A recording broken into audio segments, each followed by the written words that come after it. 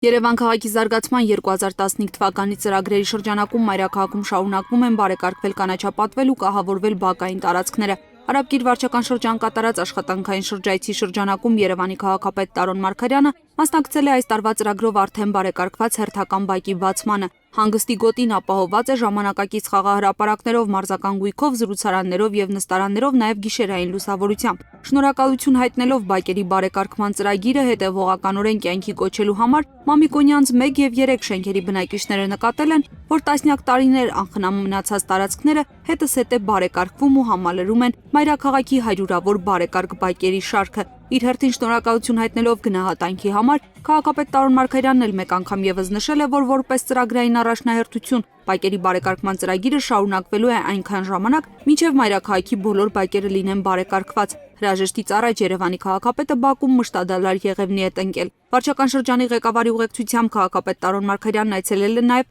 Կոմիտաս 65 եւ Օրբելի 33 շենքերի բակային տարածքներ, որտեղ բարեկարգման աշխատանքները դեռևս ընթացքի մեջ են։ Քաղաքապետին զեկուցվել է, որ Արաբկիր վարչական շրջանում նախկինում ինքնակամ զբաղեցրած բոստանային տարածքների եւ ավտոտնակների փոխարեն այս տարի բնակիչների տնօրինմանը կհանձնվի շուրջ 40 բարեկարգ բակ։ Տարոն Մարգարյանը զրուցել է բնակիչների հետ, լսել առաջադրվող խնդիրներն ու տեղում մեկ անգամ եւս պատասխանատուներին հանձնարարել է հաշվի առնել բնակիչների առաջարկներն ու նրանց եւս մասնակից դարձնել վարչական շրջանում իրականացվող ծրագրերին։